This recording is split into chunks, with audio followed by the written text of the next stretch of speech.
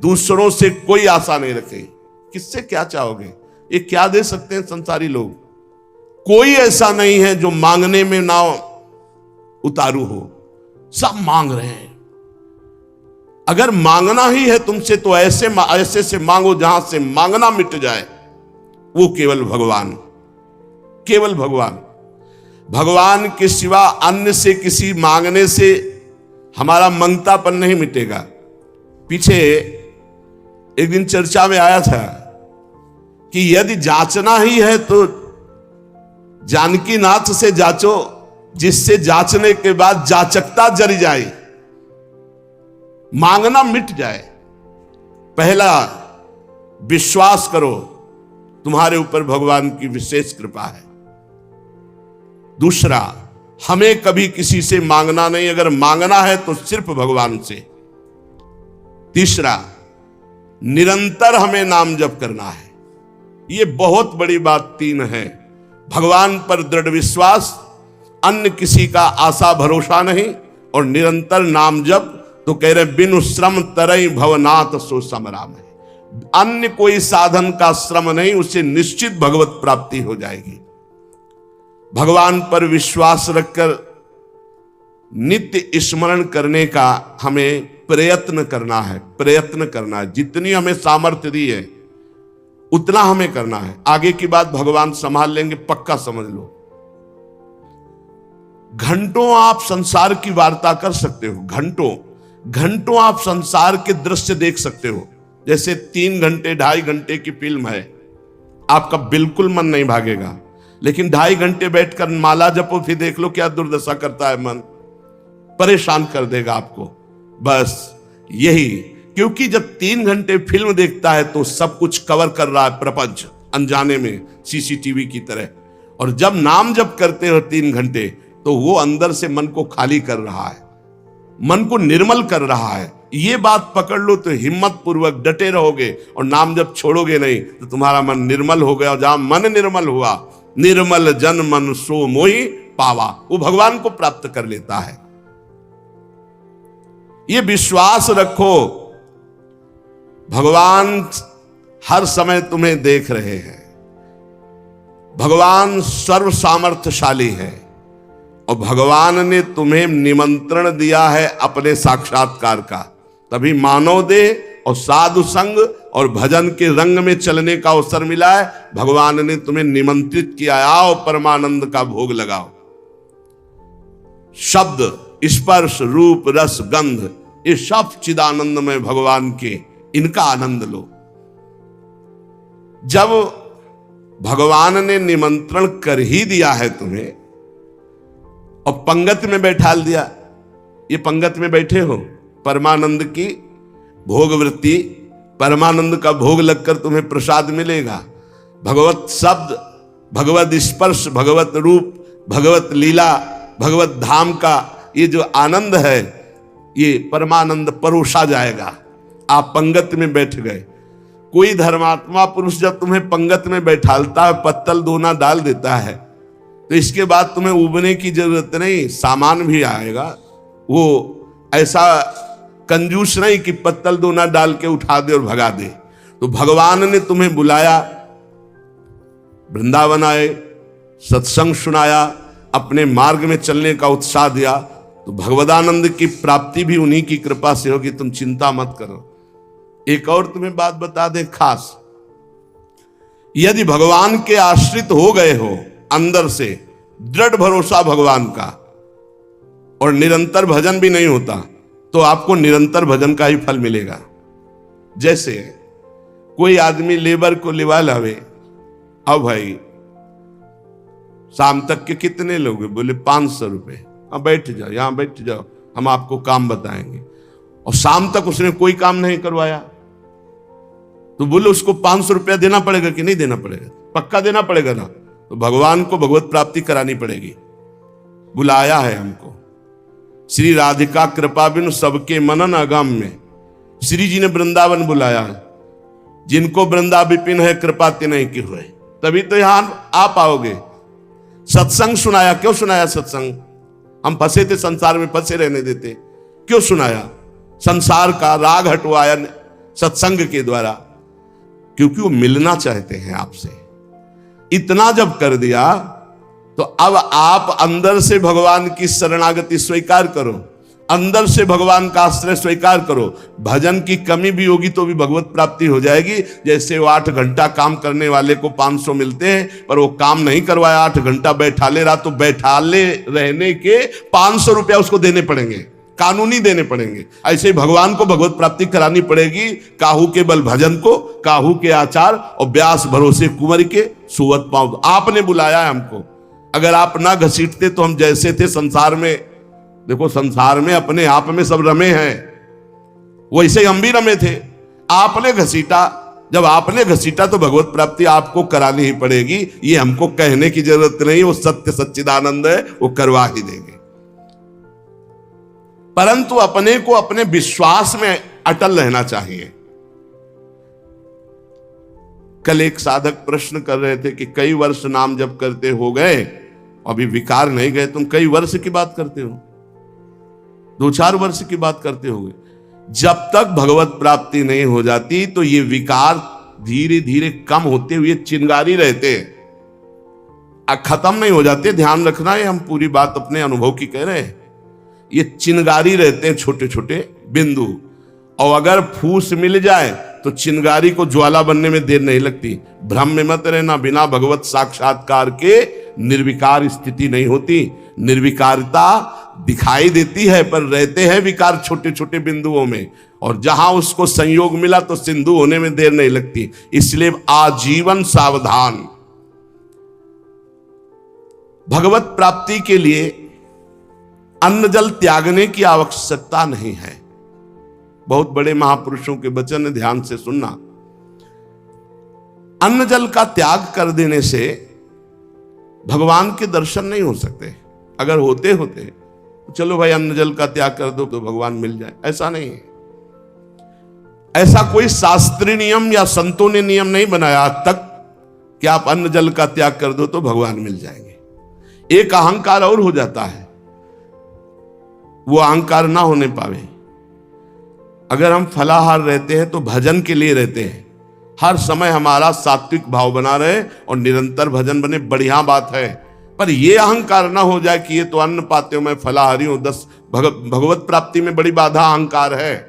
निरंतर भजन और दैन्य अगर रोटी दाल पाने से होता है तो आराम से पाइए, उसी से भगवत प्राप्ति हो जाएगी। श्री भगवान की कृपा भजन से अनुभव में आती है, अन्न जल त्यागने से नहीं। भगवान के दर्शन भजन से होते हैं। जितना भजन करोगे, भगवद आश्रित होकर, उतने नजदीक आप पहुंचते जाओगे भगवान के। एकादश स्कंद में 9 योगेश्वर जन कहते हैं, जैसे भूखे आदमी को एक एक कवल भोजन तो तुष्टि पुष्टि क्षुधा निवृत्ति होती जाती है, ऐसे ही एक एक भजन, एक एक नाम जप संसार से वैराग्य, स्वरूप का ज्ञान और भगवान से प्रेम, ये एक एक भजन में होता जाता है। तो अब जैसे कई दिनों का भूखा है, 1 2 4 कवल पवा के रोक दो तो कुछ अनुभव नहीं होगा और भूख व्याकुल। ऐसे ही 2-4 माला कर लिए आप, काम वो भी हो रहा है 2-4 माला से ही, लेकिन आपको अनुभव नहीं होगा। अनुभव होगा जैसे वो आधा पेट भोजन कर ले और फिर स्वाद से खीर का सब्जी का अलग अलग आएगा, इतना भूखा कि पहले आधा पेट हो जाए। ऐसे ही हमको कम से कम 12 घंटा भजन में व्यतीत हो, तब हमारी समझ में आएगा कि नाम का स्वाद क्या है। एक एक नाम संसार से वैराग्य, भगवान से प्रेम और स्वरूप का ज्ञान प्रतिपल करा रहा है। पर बोध तब होगा तब कम से कम 12 घंटा भजन 24 घंटे में होने लगे। और जिनका 24 घंटे भजन होता है, ईमानदारी से जिनका 24 घंटे चिंतन होता है, उनको कोई प्रश्न नहीं रह जाता, उनकी कोई चाह नहीं रह जाती, उनकी कोई कामना नहीं रह जाती। अपने आप भगवत साक्षात्कार, अपने आप तत्व ज्ञान होने, भजन में बहुत बड़ा बल है। तो इन सब बाहरी बातों पर साधक ना फंसे कि हम अन्न छोड़ दें, हम जल छोड़ दें, हम ये कपड़ा छोड़ दें। सर्दी है, चिंतन हो रहा सर्दी का, अरे चाहे टाट मिले चाहे कंबल तत्काल ओढ़ लो, चिंतन सर्दी का ना हो। प्रिया प्रीतम को खास बात यह है, भूख लगी है, जो मिले नमक रोटी खाओ, इसको शांत करो और चिंतन प्रभु का करो। चिंतन रोटी का हो रहा है, चिंतन कपड़ा का हो रहा है, चिंतन भोगों का हो रहा है, वो बात नहीं। ये बात बिल्कुल परमार्थ में शास्त्र सम्मत हमारा चिंतन नहीं होना चाहिए जागतिक भोगों का। भगवत प्रसाद जो मिला ऐसे डाल लिया उदासीन भाव से, चिंतन हमारा प्रभु का होना चाहिए। भगवत दर्शन में प्रधान भजन करते हुए जब भगवान से मिलन की व्याकुलता होती है। अभी कहां मिलन की व्याकुलता है? भजन, खास बात भजन है। जितना देर भजन करोगे उतने आप उज्जवल और पवित्र होते चले जाओगे। आपको पता नहीं होता कि आप कितनी ऊंचाई पर चढ़ रहे हैं। जब कोई अपराध बनता है और वो खो जाती है वृत्ति, तब लगता है कितनी ऊंचाई की वो वृत्ति थी, मेरे से गलती हो गई तो देखो वृत्ति खो गई। सहज धारा भगवत चिंतन की, सहज धारा, कोई विक्षेप नहीं, कोई चाह नहीं। और जहां अपराध बन गया तो वो बाधित हो जाती है। कई तरह का अपराध होता है। मैं बहुत भजनानंदी हूं और इनमें तो भजन नहीं, रुक जाएगा आपका भजन। किसी से अपने को मिलाना, उसको अपने से नीचा देखना, मारे गए, आपका भजन रुक जाएगा। किसी की निंदा कर देना, किसी के ऐसी चेष्टा करना कि उसके भजन करने वाले हृदय में दुख पहुंच गया, अब आपका भजन अवरुद्ध हो जाएगा। ना कोई चेष्टा, ना कोई निंदा और ना कोई मिलान किसी से करना है। हर समय देखना है हमारे ऊपर भगवान की विशुद्ध कृपा है, सब संतों की कृपा है, चराचर जगत की हमारे ऊपर कृपा है, सब श्रेष्ठ है, हम सबसे लघु। अब भजन आपका निरंतर चलेगा। अनन्य भजन में ना तन की शुद्धि रह जाए और ना मन की शुद्धि रह जाए। मन भी बेशुद्ध हो जाता है। अभी हमारा मन नहीं लगता तो मन की शुद्धि है, भजन की नहीं, ध्यान रखना। बैठे हो, शरीर में पीड़ा हो रही, अभी तन की शुद्धि है, भजन की। जब भजन में आएगी तो तन मन डारे खोए, लगन लगन सब कोई कहे, लगन कहावे सोए, जा लगन में तन मन डारे खोए। ऐसा भजन चल रहा है कि मन भी पंग हो गया, तन की भी शुद्धि नहीं। यह है भगवत साक्षात्कार के लिए। जानबूझकर हठपूर्वक अन्न, वस्त्र आदि आदि जो शरीर निर्वाह के लिए इनको छोड़ना बड़ा हानिकारक है। शरीर को स्वस्थ रखना भजन के लिए बहुत आवश्यक है। आपका शरीर स्वस्थ है, आप आराम से 2-4 घंटे आसन में शांत बैठकर मन को परमात्मा में लगा सकते हैं। अब आज कलयुगी शरीर ऐसे हो रहे हैं, नौजवान आदमी ब्लड प्रेशर, शुगर, क्या क्या परेशानियां। भजन कर लो, आगे और समय ऐसा आने वाला है भजन के लिए अवसर नहीं। जानबूझकर हठपूर्वक अगर आपको सुविधा सामग्री मिल रही शरीर रक्षा के लिए तो उनका त्याग ना करो। इसके त्याग से कुछ नहीं होता। अब शरीर ये सब अनुभव की बात है। शरीर उघार, सर्दी में शरीर कांप रहा है तो चिंतन तो जा रहा है ना सर्दी का। अरे जैसा भी टाट पट्टी कंबल जो भी मिले शरीर में डाल लो। अब चिंतन प्रिया प्रीतम को रहे, ये खास बात है। ये बहुत समय के बाद समझ में आती, नहीं तो अहंकार बना रहता है। स्वेटर कंबल के त्यागी हो, चिंतन सर्दी का हो रहा है, प्रिया प्रीतम का चिंतन करना है, परमात्मा का चिंतन कर। खास बात है चिंतन नहीं छूटना चाहिए तो तुम्हारा त्याग सार्थक। और अगर चिंतन छूट गया तो त्याग की, और चिंतन ही बदल जाता है। प्रभु का चिंतन न रहकर शरीर का चिंतन होने लगता है। इसीलिए प्रेमी जनों को आप देखिए, वो वैराग्य प्रधान नहीं अनुराग प्रधान होते, इसीलिए उनको पहचानना बड़ा कठिन। अखंड चिंतन निरंतर चले और जैसी स्थिति में शरीर को प्रभु रख रहे हैं वैसी स्थिति, शरीर ही से राग खत्म। आप निरंतर भजन करें, भगवान के दर्शन की भी मांग ना करें तो भी भगवान को दर्शन देना ही होगा, अपने आप देना होगा। आप पुकारें, आप भजन करें। भगवान दर्शन किसको कब और किस साधना से देते हैं आज तक कोई नियम नहीं है, कोई नियम नहीं। वो कहो अभी आपको दर्शन दे दे, उनके लिए क्या है। इसीलिए तो भगत मस्त हो जाता है जो भगवान की शुद्ध भक्ति करता है कि जब चाहेंगे करुणा निधान निहाल कर देंगे। प्रभु के लिए कोई नियम नहीं है। भगवान जब जहां जिसके ऊपर कृपा करे, बहुत भगवान कृपालु हैं और आज तक जिनको मिले हैं वो बहुत सरल सहज स्वभाव वालों को मिले। ये जितनी बुद्धि लगाने वाले लोग हैं इनको बहुत दौड़ना पड़ता है, और जो सहज सरल होते हैं भगवान उनको मिल जाते हैं। भगवान जिनको मिलते हैं कैसे होते? सरल चित्त, संत सरल चित जगत हित, जान स्वभाव सने। बहुत सहज इनका स्वभाव, कोई छल कपट नहीं, चित्त में निरंतर भगवत स्मृति। भगवान मिले मिलाए हैं और भगवान अंदर ही बैठे हैं, वो सब देख रहे हैं। जब भगवान से चित्त जुड़ जाता है, निरंतर भगवत स्मृति होती है, तो भगवान बिना प्रार्थना के आके दर्शन दे जाते हैं। अर्थात उनके दिमाग में, उनके नेत्र में, उनके हृदय में श्री भगवान ही बसे रहते हैं। अपरिमित दयालु भगवान है, अपरिमित दयालु। उनका स्मरण करते हुए निश्चिंत हो जाओ। न दर्शन की चिंता करो, न कल्याण की चिंता करो। वर्तमान में उनका स्मरण न छूटे, ये बात पकड़ लो। कोई चिंता मत करो, सब ठीक हो जाएगा। वर्तमान में भजन न छूटे। भगवान तुम्हारे जीवन में वही विधान करेंगे जिससे तुम्हारा मंगल होगा। कड़ुआ विधान भी हो सकता है, पर विधान का फल बड़ा मंगल होगा। ऐसा निश्चय करके शांत हो जाओ, चिंता मत करो, भय मत करो। श्री भगवान की कृपा को देख देख कर तुम रुदन करोगे आनंद में, ऐसे वो कृपालु है। चित्त में विषाद आ जाना, चिंता आ जाना, भय आ जाना, पाप कर्म का फल है। ध्यान करना, तुम्हारा चित्त विषाद युक्त हो रहा है, भयभीत हो रहे हो, चिंता है, तो कोई पाप कर्म आपने किया है। वर्तमान में भजन करने वाले को भूतकाल का पाप कर्म चिंता शोक भय नहीं दे सकता, पक्का विश्वास रखना। वर्तमान का पाप चिंता शोक भय देता है। इसलिए भगवान के चिंतन का ऐसा तारतम्य बनाओ कि कोई पाप संकल्प ही न बने, कोई पाप कर्म ही न हो, कोई वासना ही न हो। महापापाचार्य, पापाचरण करने वाला बोले नहीं, महापापाचरण करने वाला। और निर्वधि, कोई सीमा नहीं है कि कितना पाप कर, पाप में ही रहता है। असीम पाप करने वाला, निर्वधि असीम पाप करने वाला। महादुर्मति सते, सैकड़ों प्रकार की दुर्मति है। दुर्मति, कुमति, जो नाना प्रकार के असत आचरण कराती है, ये सबके अंदर रहती है दुर्मति।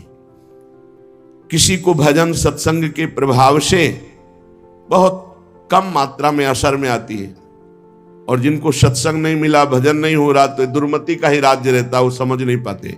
सुमति तो किसी किसी के हृदय में जागृत होती है। महापापाचारी है और सैकड़ों प्रकार की दुर्मति के द्वारा असत कार्य करने वाला है।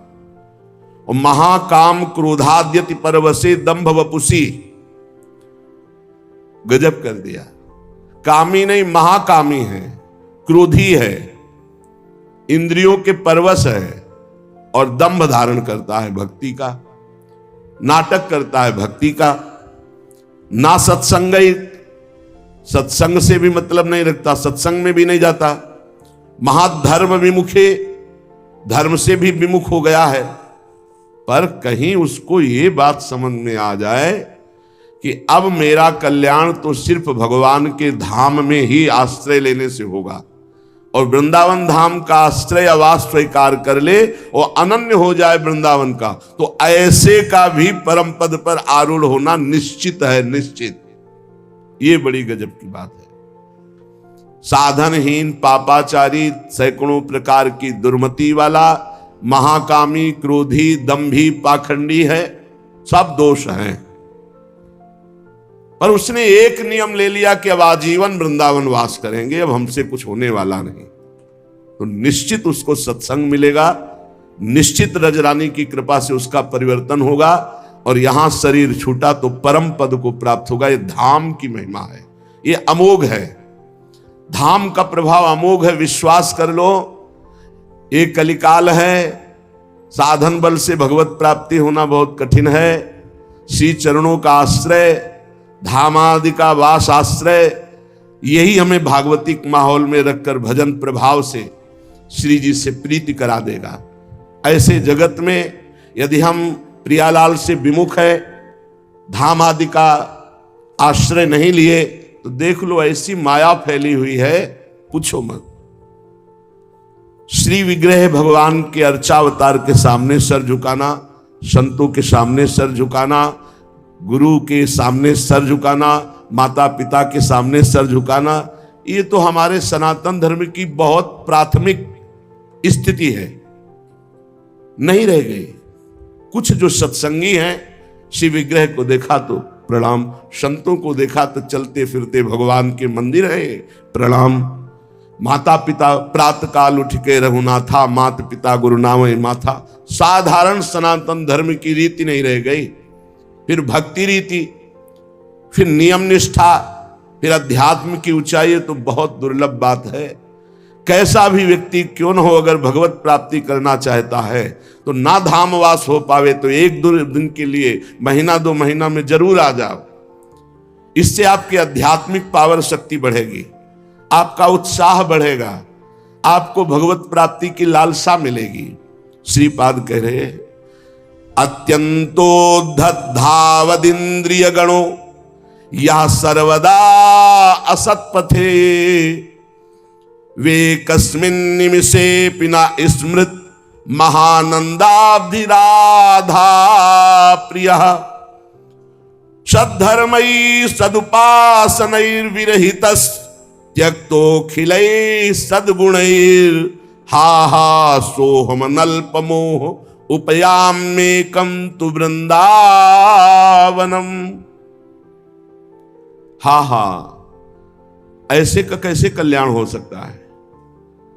अत्यंतोद्धत धावत इंद्रिय गणों, बड़ी उद्धत होकर प्रचंड बलवान इंद्रियां और मन ये भोगों में भाग रहे हैं। सब कोई देख लो, बहुत धोखेबाज हैं, दोस्ती का वादा करके दुश्मनी का काम करते हैं। पहले हमें सिखाते हैं कि देखो इसमें बड़ा सुख है, अगर ये वस्तु, ये व्यक्ति, ये स्थान, इसका संयोग प्राप्त कर लो, इसे भोग लो, तुम सुखी हो जाओगे। जीवात्मा इनकी सलाह में आ गया है, इसीलिए बंधन को प्राप्त हो गया। नहीं तो निर्मल है, इसमें कोई विकार नहीं है, चैतन्य घन है, ये तेजो स्वरूप, इसको कोई बांध नहीं सकता, पर सुख के लोभ से बंध गया। हमारा बंधन क्या है? सुख लेने की लालसा, सुख भोगने की चाह से इन उद्धत बलवान इंद्रिय और मन ने हमको अपना गुलाम बना लिया। चाहे जितने विद्वान हो, चाहे जितने पढ़े लिखे हो, चाहे जितना सत्संग सुनो, चाहे जितना प्रवचन कर लो, अगर भजन नहीं है, खास बात समझ लेना, तो ये इंद्रियां मन बहुत प्यार से फंसाते हैं। हमें उस समय विवेक से काम लेना चाहिए कि ये भोग तो सारा जगत भोगता है, ऐ मन, ऐ इंद्री, अब नहीं, अब तो हम प्रभु के चरणों की प्राप्ति के लिए चल पड़े, अब असत क्रिया नहीं। बस उस समय विवेक काम नहीं करता, बुद्धि ये सलाह देने लगती, चलो कुछ 5 ही मिनट की तो बात है, फिर भजन कर लेना, यमुना स्नान कर लेना, अमुक पाठ कर लेंगे, पाप नष्ट हो। ऐसे साधकों को भ्रष्ट करते हैं। संसारियों को तो जो गिरे हुए हैं उनको क्या गिरना, लेकिन जो अच्छे हैं, चलना चाहते हैं, उनको भी अत्यंतोद्धत धावत इंद्रिय गणों या सर्वदा असत पथे। ये इंद्रियां, ये मन ऐसा मिठास पैदा करते हैं कि जीवात्मा स्वीकृति दे देता है, चलो। अब वो बेचारा इंद्रिय और मन के उसमें फंसा हुआ दुर्गति को प्राप्त होता है। नरक आदि भोगना, जेल भोगना, ना कुछ तो अंदर जलन पैदा हो गई, अशांति, चिंता, शोक, भय। पक्का समझ लेना, जब तक ये इंद्रियां और मन सुख का प्रलोभन देकर तुमसे दस्तखत कराते रहेंगे, स्वीकृति करते रहोगे, तब तक ये बंधन मिटने वाला नहीं। श्रीपाद कह रहे हा हा सोह मनल्प मोहा, अर्थात बहुत बड़ा मोह हमारे अंदर है, छोटा नहीं है। क्या? हम इंद्रिय और मन की सलाह में आ जाते हैं। हम सब बड़ी सलाह बुद्धि देती है फंसने की, निकलने की सलाह नहीं देती। बहुत बार हो चुका, आपकी बार नहीं, अब नहीं, ऐसा नहीं, बार बार। इसे तृष्णा कहते हैं। भोगे हुए भोग को पुनः भोगने की इच्छा का नाम तृष्णा है। ये तृष्णा पापिनी बार बार पाप कराती है। एकस्मिन निमिषेपि ना स्मृत महानंदाब्दि राधा प्रिया। राधा प्रिय राधा वल्लभ लाल का एक पलक झपकने के लिए भी एकाग्र होकर ये स्मरण के लिए राजी नहीं है। ध्यान देना, सोचो कि स्वाभाविक ये भजन करेंगे तो इनके बस की बात नहीं, इंद्रिय और मन की, ये स्वाभाविक विषयों में तुम्हें फंसाएंगी। एक निमिष कहते हैं पलक झपकने को। एकस्मिन निमिषेपि ना स्मृत महा आनंद राधा प्रिया। महा आनंद प्रदान करने वाले राधा रमण जी, राधा वल्लभ लाल, राधा बांके बिहारी का एक पलक झपकने के समय को भी ये प्यार से स्मरण करने के लिए राजी नहीं है। इनको जबरदस्ती भजन कराना पड़ेगा। ये जो कहते हैं मेरा भजन में मन, कोई सिद्ध हो गए क्या तुम्हारा भजन में मन लगेगा? साधक को जबरदस्ती भजन कराना है। इस जबान से राधा राधा वल्लभ श्री हरिवंश, राधा वल्लभ श्री हरिवंश, तो हृदय में भी प्रकाश ज्ञान का और बाहर सुख वैभव भी मिलेगा। यही परलोक सकल सुख पावत, मेरी सुभैया कृष्ण गुण संचु। सद्धर्मई सदुपासनैर विरहितस् त्यक्तोखिलै सद्गुणै।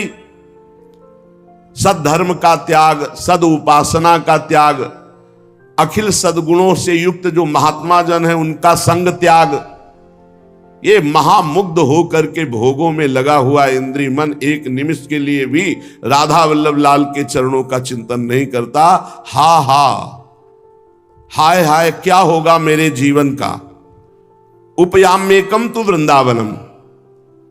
अब मैंने समझ लिया कि अब मेरा एकमात्र परम कल्याण, उद्धार, मंगल सीधा वृंदावन करेगा, तो मैं आजीवन वृंदावन वास का नियम लेता हूं कि अब मेरे से तो कुछ बनने वाला नहीं। अपने शरीर को इसी धाम में रखूंगा और इसी रज में धूल धूसरित होकर प्राण त्याग दूंगा, तो भगवत प्राप्ति हो जाएगी, पक्का भगवत प्राप्ति हो जाएगी।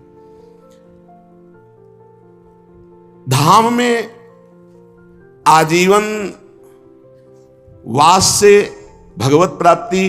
अब ये जो बीच की यात्रा है ये समझना होगा, नहीं कहीं भ्रम ना हो जाए कि हम धामवास करें और खूब मनमानी कुमार्गामी प्रवृत्तियों के आचरण करें। देखो ये धाम सुरक्षित है दैवी शक्तियों से। जैसे राष्ट्रपति भवन की विशेष सुरक्षा होती है, ऐसे जैसे पुरियां हैं, धाम है, तीर्थ स्थान है, ये विशेष सुरक्षित होते हैं। इनमें जो उद्दंडता करता है, पापी पापाचरण करता है, उनको विशेष दंड दिया जाता है, ध्यान रखना। तो ये जो कहा गया कि आप अखंड धामवास करें आपको भगवत प्राप्ति होगी, तो अखंड धामवास और भगवत प्राप्ति के बीच की यात्रा नहीं बताई गई। वो होगी सत्संग से, वो होगी रसिकों के संग से। ऐसा नहीं है कि आप धामवास करो, खुला पापाचरण करो, आपको भगवत प्राप्ति हो जाएगी, ऐसा नहीं, ऐसा नहीं है। ये भ्रम में मत रहना। ये जो कहा जाता है तो धामवासी को सत्संग मिलता है और सत्संग से वो अपना सुधार करके निरंतर भजन परायण होकर भगवत प्राप्ति करता है। उपासक निरंतर भजन के लिए दृढ़ नियम लेना पड़ेगा। इसके लिए ये नहीं कि घर त्याग करके कहीं भागकर जाने की जरूरत है। आश्रय धाम का लिए हैं, आप बहुत दूर वास कर रहे हैं और निरंतर भजन का नियम ले लिए कि हम अभ्यास कर रहे हैं। अंतर पड़ सकता है अभ्यासी को, वो कोई सिद्ध पुरुष नहीं है, पर नाम जब का पक्का वहीं धाम प्रकाशित हो जाएगा, वहीं प्रिया प्रीतम प्रकाशित हो जाएंगे। विश्वास करी सब आस परिहरी, दास तब जे होई रहे, जप नाम तव बिनु श्रम तरही भव, नाथ सो समराम है। बहुत जोर की बात गोस्वामी जी कह रहे हैं। जो आप पर विश्वास करके, सबकी आशा का त्याग करके आपके चरणों के दास हो गए और रात दिन आपका नाम जप कर रहे हैं, तो बिना प्रयास के वो इस संसार समुद्र से पार हो जाएंगे और कोई साधन करने की जरूरत नहीं।